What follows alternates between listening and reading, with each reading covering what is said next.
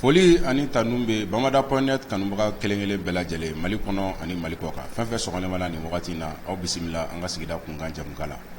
aw denkɛ n'aw balimakɛ don Amadu Zɛri Ɲanbele ka bɔ bamada.net bɔlɔlɔw sanfɛ walasa bi Maliyɛnw an sigira ni kunnafoni min ye i n'a fɔ a yɛrɛ ɲɛ b'a la ka titiri la cogo min na sigida kunkan jamukan mun n'an bɛ na ni dugu kunnafoniba dɔw ye ni ka nɛgɛjuru sira bila yalasa Maliyɛn minnu bɛ Mali kɔnɔ ani Mali kɔ kan bɛɛ lajɛlen ka se ka weleli kɛ ni k'i hakilina ale ni i fɛla di o jamanaw kunkanko kow la o de la bi ni cɛba dɔ bɛ ɲɔgɔn fɛ n'a bɛ tali kɛ Ibrahim Sega kunna la n'ale plateforme an ka transition dɛmɛ mɔgɔw ka kuma lasela ye yani n ka don babu kɔnɔ n bɛ kuma d'a ma fɔlɔ a ka folikan di an filɛbagaw ma an bɛ sɔrɔ ka tɛmɛ ni an ka jamukan ye Sega bonsoir. Bonsoir. Kori baasi t'i la. An bɛ Ala fo Ala barika. Folikan jumɛn b'i bolo k'a di an filɛbagaw ma ni wagati in na. Alhamdulillah rabbil alamin. Ala subhanahu wa ta'ala fo ka a barikada ka soli kɛ a ka ciden sanuman in kan Muhammadu sallallahu alaihi wasallam. Wasalim. An bɛ Ala fo Ala barikada hɛrɛ min ka ɲɛ halisa Ala ka hɛrɛ k'a ɲɛ ka hɛrɛ kɛ jamana ɲɛ. Amin amin. O tɛmɛnen kɔ ka bɔ yen ka foli belebele lase an ka force de défense et de sécurité ma n'o ye faamaw ni gendarmew ni polisilakaw fɛn o fɛn cɛsirilen don fɛn o fɛn yamaruyalen don ka jamana in lakana ni u ka cɛsiri ye ni u ni ye ani u yɛrɛbakun donc an ka foli b'o bɛɛ lajɛlen mɔgɔ o mɔgɔ fana binna faso kuma bɔli ko in na sabula ni an bɛ kɛlɛ mun na bi nin bɛɛ ko indépendance kɛlɛ de nin bɛɛ ye ko Modibo ninnu ye kɛlɛ mun kɛ donc olu ma kumasulu lase jamana in ma cogo min an fana kan k'an jilaja k'an cɛsiri an kana kumasulu lase jamana in ma o cogoya in na sini ma a ka fɔ fana ko an denw mana ɲininkali kɛ aw jɔyɔrɔ kɛra mun ye faso ko in na a ye histoire livre ta k'a munumunu dɔɔnin dɔrɔn a b'an jɔyɔrɔ y'a la donc foli bɛ bɛɛ lajɛlen ye minnu tora faso ko in na Ala ka hinɛ kɛ a bɛɛ lajɛlen minnu banana Ala ka lafiya don bɛɛ lajɛlen ma minnu cɛsirilen fana don qui sont sur le champ de bataille su ani tile u tɛ sunɔgɔ i komi kunnafoni dila minnu fana cɛsirilen don k'aw yɛrɛ ɲɔgɔn su ani tile u tɛ sunɔgɔ aw fana bɛ champ de bataille de ka tan cogo la ani bɛɛ lajɛlen an ka foli bɛ bɛɛ lajɛlen o kuma minnu bɛna bɔ an da kɔnɔ émission in na Ala ka kɛ kuma barikalen ye Ala ka kɛ jamana jɔ kuma ye amina d'accord Sega an b'i yɛrɛ fo an b'i ka plateforme cɛden bɛɛ lajɛlen fo aw ka cɛsiri la jamana in tagali ko la o la sigida kunkan i n'a fɔ maa minnu bɛ a ko ɲɛdɔn ka kɔrɔ ni an bɛ nin jamana kan in kɛ an bɛ nɛgɛjuru sira labila yalasa ni hakilina walima ni faranga minnu bɛ aw bolo ka kɛ ni an ka don babu ye aw bɛ se ka weleli kɛ WhatsApp kan ni o numéro de bɛ tali kɛ 89 56 55 52 i n'a fɔ aw yɛrɛ ɲɛ bɛ numéro in na aw ka jabaraninw kan wagati in na o la Sega an ma an senfa ni ka don an ka babu kɔnɔ an filɛbaga minnu bɛ k'an lajɛ an ka ɲininkali gafe sɛmɛnen don olu fana la n'o de bɛ tali kɛ k'a fɔ an ye an ka jamana ɲɛmaaw ka laseliw kɔnɔ ni o communiqué mun n'a kɛra le 5 août o y'a jira k'a fɔ ko banbagaci wale kɛbagaw n'an b'a fɔ olu ma ko rebelles ko u bɛna olu ka ex combattants na maa minnu ye marifa bila ko parce que ko accord signé ko bɛna maa 2600 bɔɲɔgɔn n'o bɛ tali kɛ 26 000 ex combattants ko de bɛna don an ka Maliba ka armée kɔnɔna la an ye o ɲininkali de tɛnku an filɛbagaw la yala olu hakilina ye jumɛn ye ninnu ka nin waleya in na o maa minnu kofɔra ni olu bɛna don an ka finitigilakaw ka kulun kɔnɔ o la Sega n bɛna ɲininkali mun tɛnku e la o de ye k'a fɔ accord d'Alger ko kuma in cayalen don a sɛbɛkɔrɔ cayalen don an y'a ye depuis 91 kana se bima ni accord d'Alger ko ne be accord ko ne be malla folo nyana nga se accord d'Alger ma accord ko kuma ne be sena ayi amake afura depuis 91 fo 2022 accord ko kuma be na sinra abi boroto na sinra abi boroto wala sega an nana ye sanction fana bina malika no be taliga oni mogola no go era ka famiyala ni accord d'Alger ko era ka analyse la mu famiyala ko na bon ni accord ko nunu il y a photo mina accord ko amada mina bila sigatala depuis Moussa ka fanga ban wati sigatala kana do alpha clé là na wakli bala fo flamme de la paix au bekera ka teme effectivement bon kana c'est fo 600 ma ambe accord ko kuma la fo c'est mo signé na dernier accord belbel ba mo signé na 2015 Bamako ya mais malheureusement ni accord yi hakilna ma bo malew na asiga miri ma bo malew na iko bibi na malew nyenga ya munta ko ni fo fe beke anga jamana tola ko anga wuli anga anyerka hakili jakabo ka jatimine ke a ferenya na tabolo nyona mu herabe onka benkan même se ka lawole na herabe se o ma ka antiga dola ka kla ka ne ka abwan dusuna ka seven ka kla ka ambulu no blala ka lawole ya accord d'Alger amake otola hakilla jigina accord d'Alger abena wakati muna awasi asoro ambe gele yakono kosebe ni kuma jarana mba fo mo awati asoro an ko dale medenena jon fe tobu fe d'accord o kera tobu ka janfa konna la yani nganda do ola ya accord munu fo kana depuis accord de tamanara set nunu fo kana se bima iba kalama tobu dakle klima bo an accord ko nunu na wa mo hakilla ko 2022 ambe san 2022 munani ala ye jamana nyemoyan kalfa asimi goitala ni tobu minana janfala anga jamana kan ka wala ngata bela jele nyena bela jele ka ye ka prévu bo ka dakena ka tobu shuba mbolo tobu et prisonniers bambolo ka yira ka foko on a des preuves matérielles ko tobu de semanga kele koron fe kele koina 2022 de mogo bora kalama ha bora ka ta kene kan sinon depuis 92 c'est-à-dire tobu do de la ka inculpé c'est-à-dire pour haute trahison c'est-à-dire pour la déstabilisation c'est-à-dire pour être en complicité avec les rebelles Bambaji Mounou me Korofe Awati 92 doit de la interpeller à la Toabou mais Awati Moka kuna foni tuma chari kase ni Wati la et réseaux sociaux tout tin Awati kuna foni tout dilier problème de donc on est kama voilà mo chawo ba kala donc ka foko to mu impliquer lo na ko na bila côté de depuis Papa Moribo yu uke abo anfeya ko utara me kuma je encore donc o de kama u continuer na ka rébellion nous alimenter ka Mali rébellion bala c'est-à-dire les trois régions du nord Gao Tombouctou et Kidal ka oni yoro into de Niger en kerfe jamana donc u continuer na ka jouer ni au rébellion yi halisa donc fokana en c'est-à-dire 2012 ma ni walangata ka sa dana où est Libye déstabilisé 2010-2011 quand en Diagua en jamana nyamo tumbolo en son temps président Ibe atete ala avec Tienso ka Diagua ka mo la do anga nuka marama fenyo anga jamana kono awati mo chama bora ka keleke ka foko o mainga dona e nga fulbe Umar Margoy ni wakati la halla soro anta akila kelena ni wakati la alla soro tununi do abolle no ni wakati la donc anga fuliba awati ya keleke donc awati anyara keleke ko sebe ko mo ni marama fete do donc on a un jawa ko impliqué ko la fo kana se fonga bima 2012 kana jawa 2015 en combien de naka accord si bon ni ko mo ga ni mo wara benkan signé notamment en ben malien est-ce que au accord kan tra discuter yoro wara ni au fo ta to da ko accord issu du processus d'Alger donc où est la cohérence? Il n'y a pas de cohérence. Malien demande de ben yona oh oluga benkan met ta signé jamana wara kan to jumena contenu munumbe alla fana sera accord benkan konona kisew fana malien ta kalama na bora nyemgo yera tuna à l'époque donc munu sera ko dasho ka bona ye parce que gouvernement lankolo mana ki to iba soro mo nyina ma kelingina nu ba kono munu be fere ke jona ka kuna foni taka labo ka malien kulo la somena ye wala sa akuka yugo malien ka ko sega aka se nyemgo ka se ka ko do ke koyi donc anana accord signé vraiment dans dans la difficulté, on n'avait pas trop le choix en son temps. On avait le choix, hein, mais un gouvernement m'a a wati choix ou wakil la choix tabou. Sono jamana kono de mu engagé nous. Olu ko angana soni accord parce que ni accord yi a wati ko jamana clade tunu. A wati antume mouvement de la ko Mali tetla.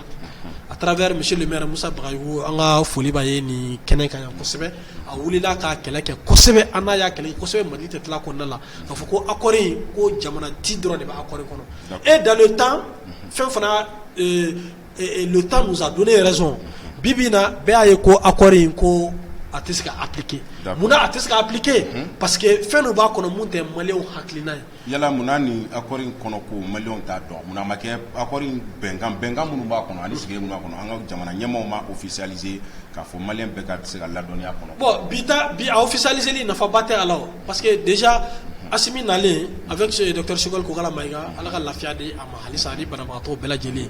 ala yira ko l'accord là on ne peut pas l'appliquer sinon c'est la partition du Mali un point c'est tout. Donc il faut une relecture intelligente comme a suggéré les assises nationales pour la refondation.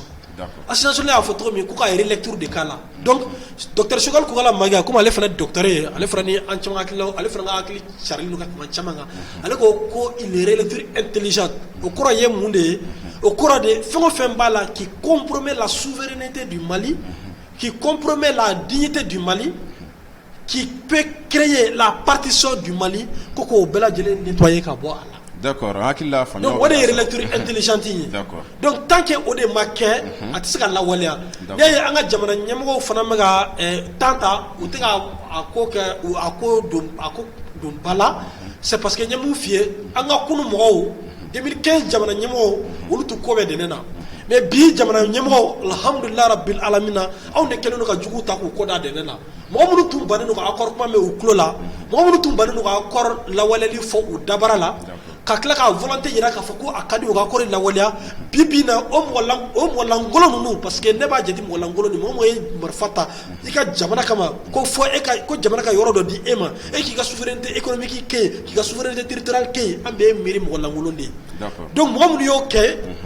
bi olu de kobe denena donc olu de bega ni kule nunu ke wala sa jemoko ka wuli ka foko ko benka la wala lite aw ga jamana nyemoko mani wati mais aye o jemoko la wuli ko na oni na sanction do taninga according ngonko la Mali sanctionné ayo la kurani sankele wo kura yala o taira ka foko jema bi o côté ne la ko ne la wa non jema te au côté là c'est-à-dire il faut dire les choses par son nom quand on parle de la communauté internationale c'est-à-dire dans un pays francophone, c'est-à-dire on parle du de la France. Dans la communauté internationale anglophone, on parle des colonies et des colonisateurs. Il y a famille. Donc, en la communauté internationale, on est Richite Baralawa, on est Guinée Baralawa, on est Jamana Chamate Baralawa, Chinte Baralawa, on est la communauté internationale. Donc, pour que ben de yé, c'est-à-dire qu'à essayer qu'on droit de l'homme parce que me fika photo du maintenant et o masaka jalakili da wore soro anga ni jamana nyamo nuna muna bo finyana le président en exercice de l'Union africaine ni oye makorga sous-préfet do e atore bora wono gorgi ci intore sa Macky Sall annana ya ay mu fo ako ko jamana yimbe ka wuli ka jo asenga ko jamana ka démarche ta bulu kan ayan kanuni donc c'est du point de vue de la diplomatie, c'est un message que le président en exercice de l'Union africaine, d'accord, est venu donner au Mali et a diffusé ce même message à l'endroit de la communauté internationale. C'est pour dire à la communauté internationale, parce que une africaine bi suspend, une africaine est si fait. Donc une africaine est si fait, c'est pour dire au monde entier que attention, jamana mun tombe ni fanga yelama tunkara fait kasara make saria jen saria ou fait ou bien ka saria blalou fait ko o jamana ko bibi na jamana me ka kulo krota ay sirajman to Mali damne am se ka dane ya takadaka D'accord. La visite du président en exercice de l'Union africaine symbolise et envoie ce message à la communauté internationale. Donc c'est pour dire à l'ONU que yelema baka do malika kola. Au même moment, na frako olu klaka botkon ils maintiennent les sanctions. Les sanctions que les sanctions là c'est pas juste. C'est juste ou ça? Non, c'est pas juste, c'est pas juste. Un pays qui est en quête de sa souveraineté, un pays où les 2/3 n'étaient plus sous son contrôle. Ce pays est parvenu à se relever, marcher doucement, accroître la sécurité sur l'étendue de son territoire. Ce pays est à féliciter. Donc, au lieu de sanctionner ce pays ou bien les responsables de ce pays, au contraire, on devrait les féliciter. On lui a mission où on fait un demain. Au mission qu'il a nous clair que la population doit faire faut y m'avoir. Au maquillage, au lieu de nous colomber mon garder, colomber mon lakana. Bibina olu yɛrɛ ko to wure tumo lakana ko lakana bagatɔ olu yɛrɛ bolo ko armée malienne ko olu yɛrɛ lakana armée malienne ma e mo lakana bibina o bɛɛ la aw ka ɲɛmɔgɔ bɛ tila k'a fɔ ko bɛ sanction ta k'a bi aw kan ko parce que droit de l'homme u ka rapport kuntan de droit de l'homme dɔ ye manamanakan dɔw fɔ des histoires non fondées. D'accord. Des histoires sur la base, c'est-à-dire de la non-contradiction selon le gouvernement. D'accord. Et que les métiers faudront au état semaine qu'on publie. Hali au moins côté de n'inga aywa anga enquêter ni n'ira à quoi veut tu mena. D'accord. Donc pour moi c'est des sanctions injustifiées, des sanctions qui visent à replonger le Mali dans le chaos qu'il était avant. Mais Dieu merci, d'accord. Akila famia chama meka soro korofon na ama fleba ko la dona ka foko negaduru sira o labla lendo ni mamunu me faga woleli ke ka kene anga bi babu ye no be talige ka fo anga jamana nyama nana yira ka foko ubnale ma ba fla ani kema woro kum no reta ko do anga fritila ko chema ka kene accord de la paix ko wale ali ola sega ni iko ko ben hakila ben go kuma na ba nyabe ke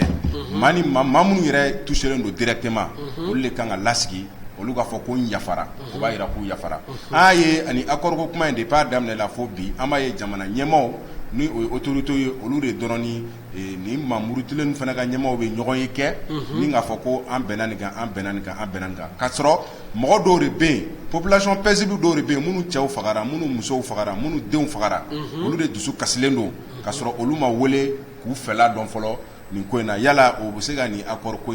yagubali la kerengere yawa bon mena feno fi ko la dia folo mo munu bingera mo munu ka le processus est en cours. Il y a la commission justice vérité et réconciliation au commission me baralaw ama me oui assisi belebele ba do ke ka témoignage chaman ke mo munu bingani kera mo munu kan et ainsi de suite. Donc au bara nunu au be sénat bingera munu nga ko blo fond dra bula bingera munu ka ko certes a bête mais pour le moment enquête kacha aka mo bingera munu akacha. Donc à Barabé en cours, donc commission mon chargé de la nave commission justice vérité justice réconciliation aux commission Sénat au bas barola. Donc à chaque fois au be rapport ou chamanke. Donc gouvernement bi basé au luka rapport ou chamandeka. Voilà ça que c'est action de fona mener sur le terrain de la réconciliation. D'accord. Donc na frako ka 26 000 ex-combattants ta do armée là. Mais même on fier na folo, il faut que Maliens ka famia, il ka famia, les Maliens ka famia ka foko les 26 000 ex-combattants là, ce sont des Maliens avant tout. Ce sont des Maliens. Maliens do munu murutira. Munu to murutira je veux dire. Nous yaye ka foko bibina ko bibina vraiment anga jamana marabagaw be yesra munta ko il est temps que anga se réconciliation. Mais fait no finyana nyamele.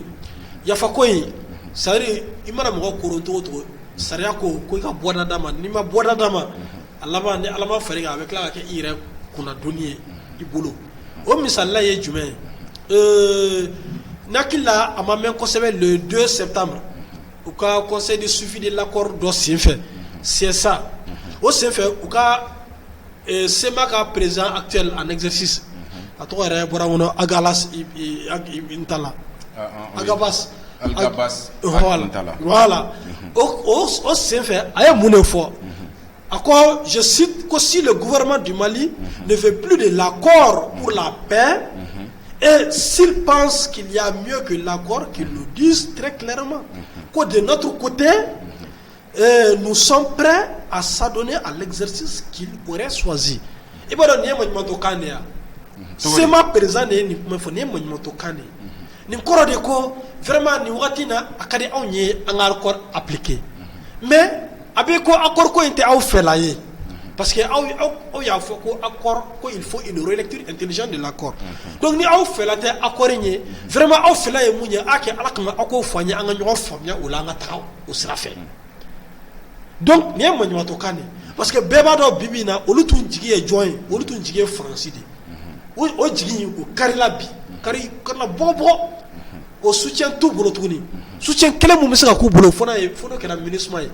wa ministre du me posture mu fona na ministre a fora ko ministre kana un pata ka soro amma mali autorité an nyemo la donia ka foko me fika ni ko yike donc avec to mina akanga siranga nga boss asiraka nga troma mina donc an autorité we au fond donc ameta au srafe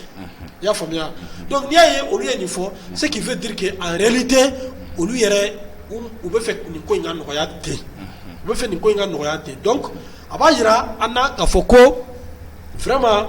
ils en ont marre à kadou ye bibina anga fait no fuina ka famia mais amra ko yo ma utika famia de afra ko aye marama fe bla aka yere déclarer au Canada donc moi ye au conseil respecté donc tu peux rentrer dans la liste des 26 000 ex-combattants qui peut regagner l'armée ou bien être reconverti pour d'autres choses. Ni te fera armée que il est reconverti, il va la barawara. Donc c'est très normal parce que en gros ben en malien demande de faire le morata là. Identité va vérifier les 26 000 là, on vérifie l'identité de tout le monde. Nous sommes malien ni mercenaires, il y a 46 mercenaires moun bien en fait ni wati là. Les mercenaires c'est là. Ni ngali me moun en fait. Ya. Ni ayi ka fo nous man ayi ni ex accord d'Alger ko en kama. Joro chamambe o dilen do sema mauma. Ya ta kalaje ni mam murutile nunu. Ga mawbe ministère so la, CNTO la. A do yɛrɛ représentant ye jamana ye représentant ONU kɔnɔna la wa ye fana u ka maa caman fana bɛ an ka finitigulakaw cɛla bi olu caman ex-combattant caman intégrelen don nka halisa an bɛ k'a ye mɔgɔ bɛ ka sentiment mun sɔrɔ o de k'a fɔ halisa est-ce que ninnu tɛ ka privilégié ka tɛmɛ an minnu fana bɛ sud la wa. Le sentiment, c'est normal que ce sentiment soit partagé pour tout bon citoyen et ne amman janto a bɛ se ka kɛ sababu ye ka a ɲɔgɔn sentiment désagréable dɔ créer jamana fan wɛrɛ fɛ ala ka kulu ala ba kɛmɛ don a lajɛ c'est très normal mais il faut que maliyɛnw ka a faamuya k'a fɔ ko n'a fɔra ko tuma dɔ k'an ka bɛn hali dakɔnɔ ɲini nɛ u bɛ kɛlɛ ko kuma bɛ jamana kɔnɔdenw ma donc n'a fɔra ko an ka bɛn c'est faire des compromis aussi c'est-à-dire dɔ bɛ dɔ don dɔ bɛ dɔ bɔ.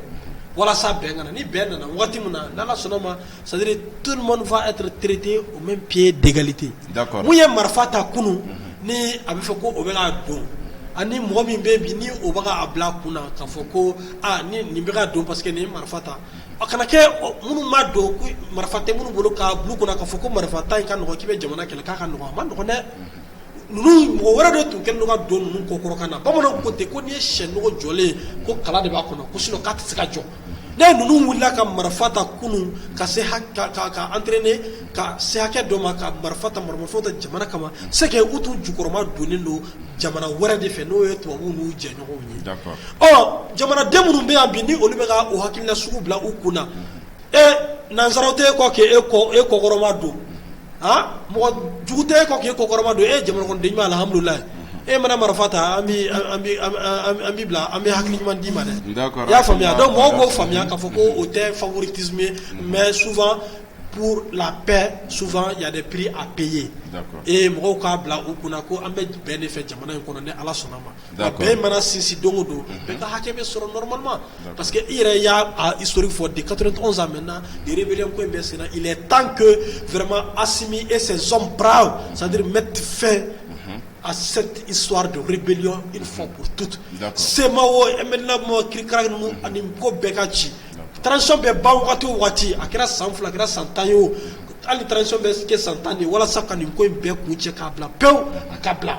parce que accord kɔrɔ minnu nana o de y'a ko daminɛ fo ka na se bi ma. An bɛna se a yɔrɔw ma. Ok, d'accord. An ma filɛbagaw la dɔnniya k'a fɔ ko nɛgɛjuru sira kɔni labilalen don ni mɔgɔ minnu bɛ farakan kɛ walima ni ɲininkali min bɛ yen k'o tengu ka kɛ ni an ka bi babu ye. Sega n'i y'a ta k'a lajɛ ni accord ko in an y'a ye depuis 91 a ko bɛ sen na a signature fɔlɔw kɛra. Bɛnkan dɔw de tun kɛra kɔnɔ article fɔlɔ 91 la ni article fɔlɔ yɛrɛ b'a jira k'a fɔ ko fan fila si man ka marifa ta ni ka don in kɛlɛ ko wa ko finitigilakaw ka mouvement k'olu kan ka limiter zone ninnu na mais an nana ye o bɛɛ n'a ta ko in nana juguya tugun 2012 yala 2012 accord kɛlen kɔfɛ ka na se bi ma ni ex-combattant ma hakɛ mun donnen filɛ nin Mali armée kɔnɔ bi donna nataw la ne ninnu nana fɔ tugun ko olu ma satisfait ou bien k'a fɔ k'u bɛ segin tugun ka u ban ka bɛnkan waleya sega mɔgɔ kan ka siran o ko ɲɛ dɛ. I b'a dɔn sanw tɛ kelen ye 91 kana se 91 o ye 2012 la 91 ka jigin ni ma fili o tun ye Musa Fanga ninnu ye wagati ninnu constitution mun tun bɛ yen n t'a dɔn constitution mun tun bɛ yen a bɛ se ka kɛ o ni i ye fɛn mun fɔ bɛɛ ka marama c'est-à-dire bɛɛ ka maramafɛn bila par exemple zone dɔ la jamana kɔnɔ jamana territoire dɔ kan a bɛ se ka kɛ a wagati constitution mun tun bɛ yen ani o constitution bɛ taga n tɛ o kalama n bɛ se ka n da don o la kosɛbɛ mais n bɛ se ka n da don mun na o ye constitution février 92 o constitution kɔni kɔnɔ non mais jamana armée de bɛ lakanali kɛ o c'est l'armée république c'est-à-dire la sécurité du territoire national incombe à l'armée régulière du Mali. A bɛ se ka fɔ tɔgɔ jumɛn na ko jamana finitigilakaw dɔw tɛ se ka taga lakana boli jamana territoire yɔrɔ dɔ kan mais c'est en contradiction avec comment dire la constitution en vigueur actuellement donc o tɛ se ka kɛ donc mɔgɔ minnu bɛ a fɔ ko bɛ raisonner ni o ye parce que peut-être à cette époque là la force n'était pas suffisamment disponible c'est-à-dire pour régner vraiment la sécurité par nos propres forces armées, ça reste sur toute l'étendue du territoire. Mais bien, alhamdoulilah, avec l'effectif en cours, c'est-à-dire d'amélioration tous les jours, parce que formation BCNA, soldat Krobaga de Dongodon, à la Kouakli, Mimkosebe, Halissa, Kauke Fosso, Kumabola, Halissa, armement Krobaga na Dongodon, quel est un partenariat Krobaga signé Dongodon. Donc avec tout ça, donc aujourd'hui, moi je pense que le Mali est sur une posture, c'est-à-dire de favori quant aux négociations pour les futurs accords à venir. D'accord. Accord Kangana ou bien ni quoi qu'on a discuté quoi que ce soit, Bibina alhamdoulilah encore à gris doni amala de la sala ka chama faraka ala ka che joluna mu me chama faraka. Donc ni ta négociation toujours il faut aller en position de force. O de kama anga autorité ou kelen nuka nunuga kule nunu négliger folo parce que nous on veut s'imposer par la force. Ni imposer par la force i mumbe kelela i krefe o bena kuma shule ko bon vraiment ngari memo flene ni beta vraiment ngani ko yere jigiso on de tout filila on de tout ma familiale ke a beta donc vraiment on veut la paix voilà l'armée va sécuriser tout son territoire ainsi de suite akila fanyo be ga soro krofola ma fleba ko la dona ko se ga wulele ke whatsapp la ni faranga mu bulu walima ni ngali mu la ko tengu ka tena nga bibabe wala ngali mbe ni muna o tengu la tukun se ga o de ka fo aye ex-rebelle do ka lasela a vidéo yɛrɛ de kɛ ni ka bila k'a fɔ journaliste b'a ɲininka k'a fɔ ko ni an bɛ wagati min na ko sisan ko olu tɛ ka u maɲanga ka kɛlɛ kɛ accord ko in appliquer la mun de la ko a ka lasew la ko n'olu bɛ Mali kɛlɛ ko olu tɛ Mali kɛlɛ ko k'a to duguma n'o bɛ k'a fɔ bi gɛlɛya bɛ Mali kan olu tɛ Mali kɛlɛ wagati nka k'olu bɛ ka Mali kɔnɔ n'a wulila k'i jɔ wagati min na ka da yɛrɛ la k'a yɛrɛ sɔrɔ sa ko bin bɛ se yɛrɛ kɔrɔ ko don de k'olu bɛ wuli n'u ka kɛlɛ kɛ sɛgɛ mun faamuya nin tigi la nin kɔrɔfɔ in na. Bon, au bé propagande. Mais à Tigibi, à vidéo que c'est un ex-combattant aussi. Oui. C'est ma Mamoudou Fanadou. Et moi, je fais sa propagande de ça. Et Bibina, Jamana Warabra, sera affrontement ni Mali, Koukuma Bé, c'est-à-dire une minorité. Mais n'est pas le rebelle, c'est-à-dire rébellion, parce qu'il faut qu'il fasse da Jamana, Kuala Toumouna. Mais moi, quand on sera 26 000 combattants, même 26 000 combattants. On est drôle, on est bien intégré, mais mon donneur a assez bien. Moi, quand on sera nié, c'est vraiment. Non, olu chama fait de ça. C'est-à-dire ouais, et voilà, là, fera bikoka, même misal là d'ici ça. Et Djakulu, absa que Djakulu de dissoudre na fera ça koka. Par exemple, politique beto comme na bibina. Na fera ça koka. jɛkulu minnu cira sisan jɛkulu minnu ko ka jɛkulu bɛɛ lajɛlen ci sisan maintenant tous les membres c'est-à-dire ko ka fɛɛrɛ kɛ ko ka a bɛ replacer poste dɔw la ko pour que parti politique bɛɛ ka ci front fila dɔrɔn ka créer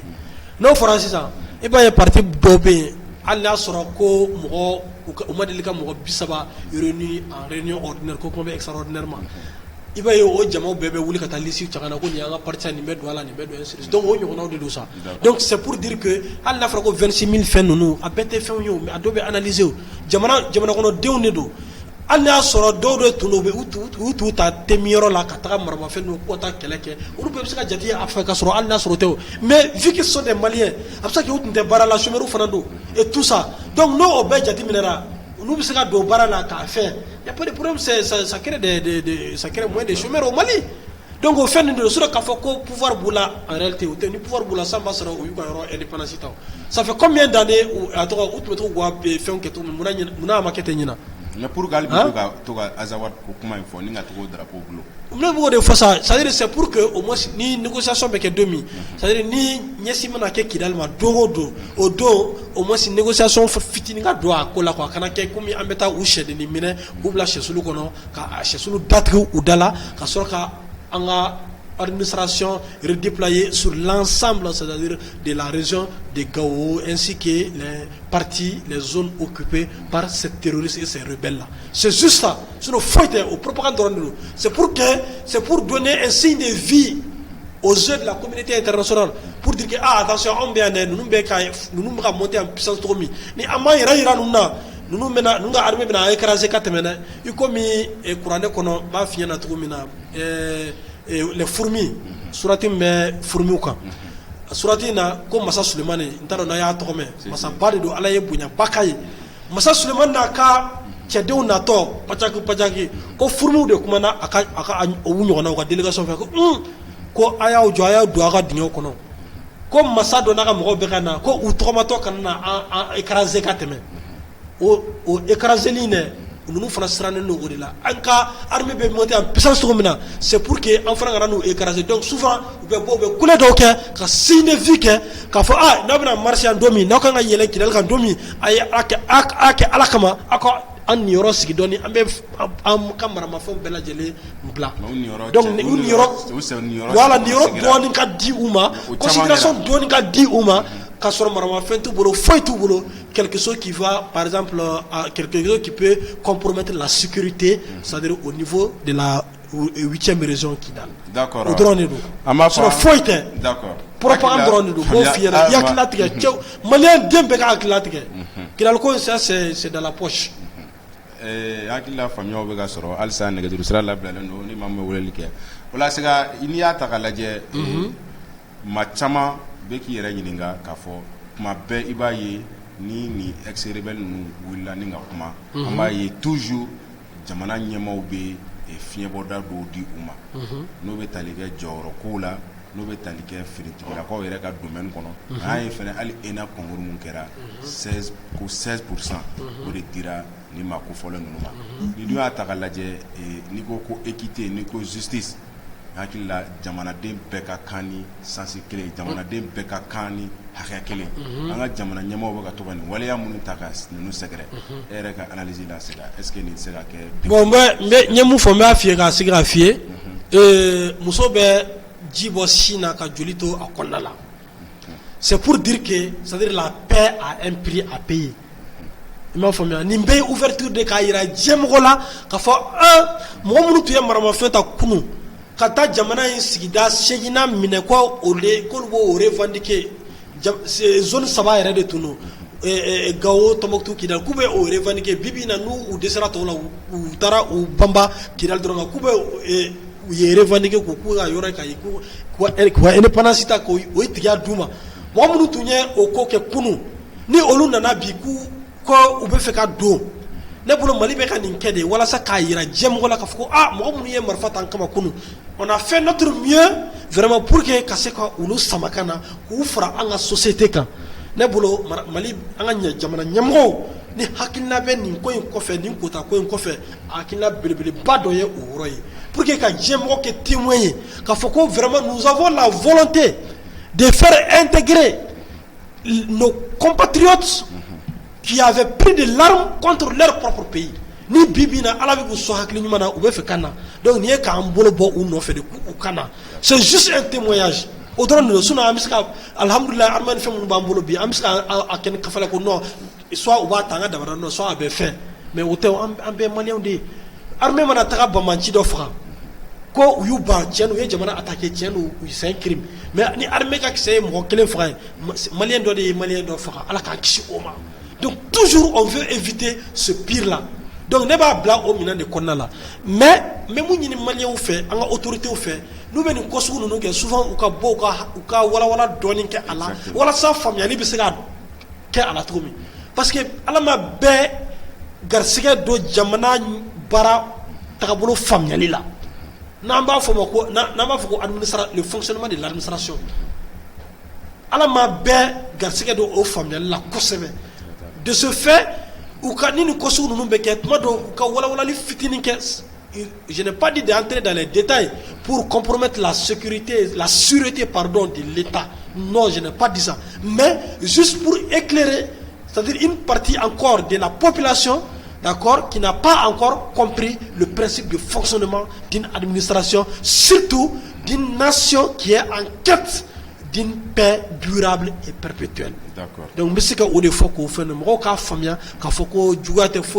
mais ben ni a tête sacrifice d'oko. Donc, au sacrifice d'oyen ni fait nous fanaye. Donc, sinon, à l'impossible, nous ne tenons. Nous n'avons pas si andana. Nous, ma famille, la légitime défense va rester et demeure notre seule option. ala kana anim amalien dinyo gansan karinyo na français o yoroma ko état ka légitime défense ta ka jamana ko dew do yere kama ala ka kishi uma. D'accord, sega ambi fo kusoba ni wala na akila famia chama be ga soro ala ka keni wakati to ay anga babu nga alsa me kuma kala nga segima. D'accord, kuma kala bana nga fuli be auditeur sanmo bela jele ni ame ko inyo misi brilate misi de bi kuna sinon itro ko tie son surle vraiment auditeur ko continuer ko abonner halisa bamada lo ka partager ko sebe ni information kile nunu be chari YouTube sans fait plateforme bamada ka plateforme digital bela jele sans fait donc ko continuer ko abonner ko partager halisa ka fuli la c'est le président de la plateforme en cas transition de Ousmane Doumbia Doum le saoudien na yɛrɛ me ɲɔgɔn ka tile filanan sévaré o don an nana ɲɔgɔn fɛ shuro donc an ɲuman nana a yɛrɛ bɛ Bamakɔ yan vraiment ko ni Ala sɔnna a tɛ taga n'a bɛna tɛmɛ plateau in kan yan inchallah an ka foli b'a ye ani plateforme an ka transition tɛmɛ tɔnden bɛɛ lajɛlen Bamakɔ yan Kita Segu Sévaré Mopti ani France ni Italie donc an ka foli bɛ u bɛɛ lajɛlen ko bɛɛ lajɛlen big up k'a fɔ maliyɛnw ɲɛna halisa an ka jangan tɛgɛ fara ɲɔgɔn kan an minnu dalen don a la ko ni autorité bɛ se ka yɛlɛma don an ka jamana ko la an ka continuer halisa an ka autorité sɔn hakili ɲuman na an ɲɛ fili la an ko essayer par les voies administratives et les moyens d'accord administratif an ka vraiment ka u bɔ fili la ni o sira kana ninnu ye ka sɔrɔ a ma kɛ ni burujali ye ka sɔrɔ a ma kɛ ni dɔgɔya ye ka sɔrɔ a ma kɛ ni lajabali ye donc ka foli kɛla se technicien waraba ma n yɛrɛ dɔgɔkɛ Bako ani yɛrɛ vraiment Ala ka wagati wɛrɛ yira na hakɛto bɛ kuma kan sallallahu Muhamadu salim an bɛ i yɛrɛ fo ka plateforme an ka transition dɛmɛ cɛden ana a muso bɛɛ lajɛlen fo i tɔgɔ la ka ka président fo k'a bisimila o la an filɛbagaw an minnu y'a tulo ɲɛgɛnnen to a la depuis jamukan in daminɛ ka na se a laban ma an b'a ladɔnniya k'a fɔ ko an ka bi jamukan sera a kuncɛyɔrɔ la aw k'an bɛn mercredi wɛrɛ wassalam.